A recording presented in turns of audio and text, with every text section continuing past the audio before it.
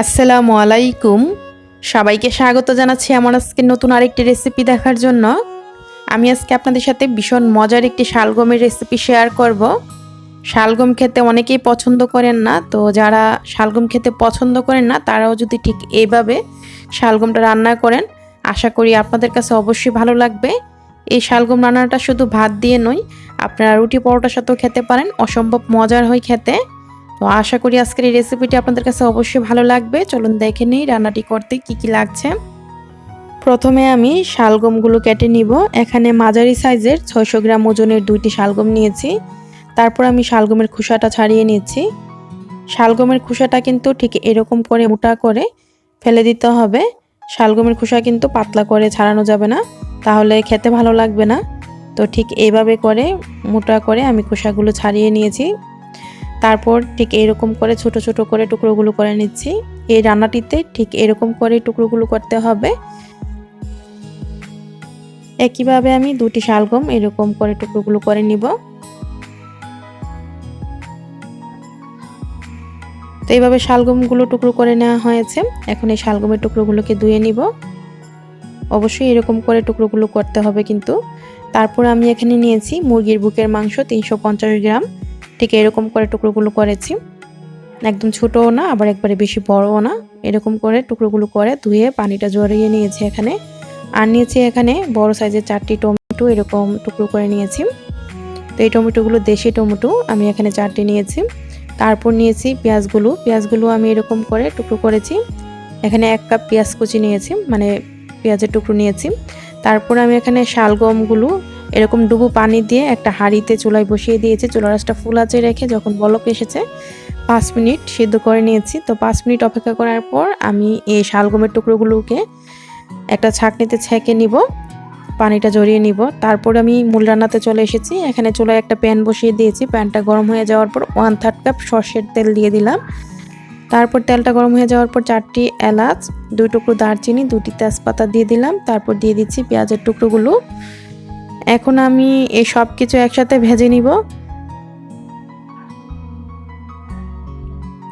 আর এই পেঁয়াজ কুচিটাকে হালকা ব্রাউন কালার করে ভেজে নিলেই হবে, একদম বেশি কড়া করে যে ভাজতে হবে তা না। তো এই যে দেখুন হালকা একটু কালার চলে এসেছে। তো এই পর্যায়ে ভাজাটা হয়ে গিয়েছে। আমি এখন মুরগির মাংসের টুকরোগুলো দিয়ে দিচ্ছি। মুরগির মাংসের টুকরোগুলো দেওয়ার পর এভাবে নেড়ে চেড়ে 2 মিনিট ভেজে নিয়েছি। 2 মিনিট ভাজার পর আমি দিয়ে দিব এখানে আদা রসুন বাটাটা দিয়ে তারপর আবার কিছুক্ষণ ভেজে নিব, যাতে করে আদা রসুন বাটার যে কাঁচা গন্ধ সেটাও দূর হয়ে যায়। আমি এখানে 1.5 চা চামচ রসুন বাটা এবং 1 চা চামচ আদা বাটা দিয়েছি। তারপর পরিমাণ মতো লবণ দিয়ে দিলাম, যদি লবণের দরকার হয় পরে চেক করে আবারও দিব। তো এইভাবে নেড়ে চেড়ে 2 মিনিটের মতো ভেজে নিয়েছি, যাতে করে কাঁচা গন্ধটা দূর হয়ে যায় আদা রসুন বাটার। তারপর আমি শুকনা যেই মশলার গুঁড়োগুলো সেইগুলো দিয়ে দিচ্ছি। আমি প্রথমে দিয়ে দিচ্ছি এখানে ধনিয়া গুঁড়া 2 চা চামচ, মরিচ গুঁড়া 2 চা চামচ। জালটা আপনাদের পছন্দ মতো কমিয়ে বাড়িয়ে দিবেন। হলুদ গুঁড়ো দিয়ে দিলাম এখানে 1.5 চা চামচ, জিরা গুঁড়োও দিয়ে দিলাম এখানে 1.5 চা চামচ, টালা জিরা গুঁড়ো আমি এখানে দিয়েছি। তারপর আমি সবগুলো মশলা একসাথে 2 মিনিটের মতো চুলার আঁচটা মিডিয়াম আঁচে রেখে কষিয়ে নিচ্ছি। 2 মিনিট মশলাটাকে কষিয়ে নেওয়ার পর দিয়ে দিলাম এখানে হালকা সিদ্ধ করে রাখা শালগমগুলো কিন্তু একদম ভালো করে আমি সিদ্ধ করিনি, মানে মোটামুটি সিদ্ধ হয়েছে এরকম আর কি। তারপর আমি দেওয়ার পর প্রায় 3 থেকে 4 মিনিট এখন এই শালগমগুলো কষিয়ে নিব মাংসের সাথে আর মশলার সাথে। অবশ্যই মাঝে মাঝে নেড়ে দিতে হবে, না হয় নিচে দিয়ে লেগে যাবে। চুলার আঁচটা মিডিয়াম আঁচে রেখে আমি প্রায় 4 মিনিট কষিয়ে নিয়েছি। তারপর আমি এখানে একটি বড় সাইজের মগ দিয়ে 2 মগ পানি দিয়ে দিলাম। এখানে মেজারমেন্ট কাপে 2 কাপ পানি হবে। দেওয়ার পর আমি নেড়ে ঢাকনা দিয়ে ঢেকে রেখে দিচ্ছি বলক আসা পর্যন্ত, চুলার আঁচটা ফুল আঁচে রেখে। কিছুক্ষণ পর বলক চলে এসেছে। তো চুলার আঁচটা আমি এখন মিডিয়াম আঁচে করে দিলাম। তারপর এখানে টমেটো কুচি অ্যাড করে দিচ্ছি। টমেটো কিন্তু অবশ্যই দিতে হবে, এই রান্নার কিন্তু টমেটোটা স্বাদটা দ্বিগুণ করে। তারপর আমি এখানে প্রায় 5টি কাঁচামরিচ 2 ফালি করে দিলাম। এখন এই সব কিছু দেওয়ার পর ঢাকনা দিয়ে ঢেকে রেখে দিচ্ছি, অপেক্ষা করছি শালগমগুলো সিদ্ধ হয়ে যাওয়া পর্যন্ত। তো কিছুক্ষণ পর এই যে দেখুন শালগমটাও সিদ্ধ হয়ে গিয়েছে। আমি লবণটা চেক করে নিয়েছি, লবণটা কম হয়েছে তাই কিছুটা লবণ দিয়ে দিলাম। তো এখন আমি নেড়ে ঢাকনা দিয়ে ঢেকে রেখে দিব ঝোলটা কিছুটা কমে আসা পর্যন্ত আর তেলটা বেশি আসা পর্যন্ত।